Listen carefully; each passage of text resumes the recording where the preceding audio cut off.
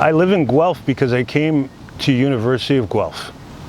I was recruited to play basketball for the Griffins in 1986, and I liked it. So after playing a little professionally after my career at Guelph, I came back, and while I was a student, I had started training kids privately. And when I came back, many of them had progressed quite a bit and wanted to continue training, so we did, and it became something that grew and grew and grew until I realized that I was going to do that for a while, and have been doing it ever since.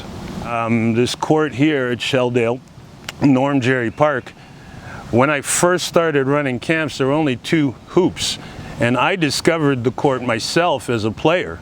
And I used to come with my buddies and kick little kids off the court so we could play. That irked me to a certain degree, and we found a way to go to council and encourage the city to convert one of the tennis courts to half courts. And from then on, there was an increase in the usage of the court, and little kids weren't getting kicked off. They had opportunities while, older adults did too. And I think it's led to a lot of great opportunities for many of the kids around. Not that they're all striving to be great basketball players, but it gives many of them something to do. It introduces them to structure, teamwork, and a lot of Asian words like dedication, communication, education, so on. I admire the kids that take advice and are able to overcome obstacles. However, I think from an impact on me, the kids who have had obstacles that are beyond basketball that have overcome much more impressive. So we have some kids whose lives were in fact in danger, and they might have come from a war-torn area, that part of their experience is actually just getting to Guelph alive. I know that we've had some campers that have made 2- and 3-week treks in the dark across countries to get to refugee camps in order to then get here and arrive in Guelph. And I think, some of the obstacles and pitfalls that they had to overcome or avoid are much greater than learning to do a crossover correctly. Okay, so I started playing basketball seriously when I was in grade 8.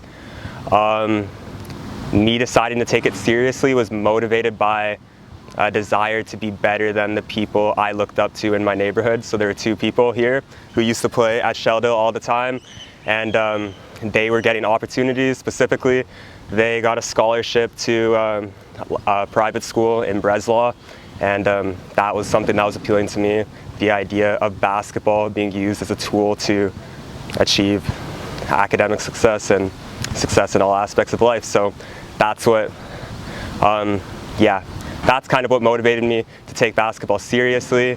I met Shaker here on these courts, and and I've been training consistently with him for the past 6 to 7 years. So one of my favorite moments on the basketball court would be winning the city championship in grade 9. So Shaker was the coach of that team, and that was kind of my first introduction to organized basketball. So it was cool to start my basketball journey on a high note.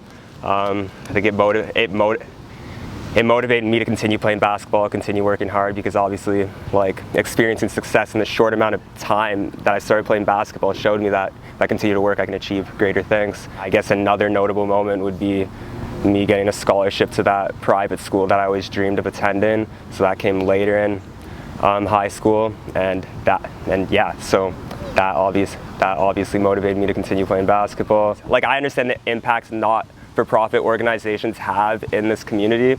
like I am the product of one. So I would definitely like to see more initiatives like this in Guelph. And if we don't see like more initiatives, I'd like to see like more resources and more funding allocated towards those initiatives. Specifically, we've been hoping and dreaming and planning on building an indoor court near Sheldo.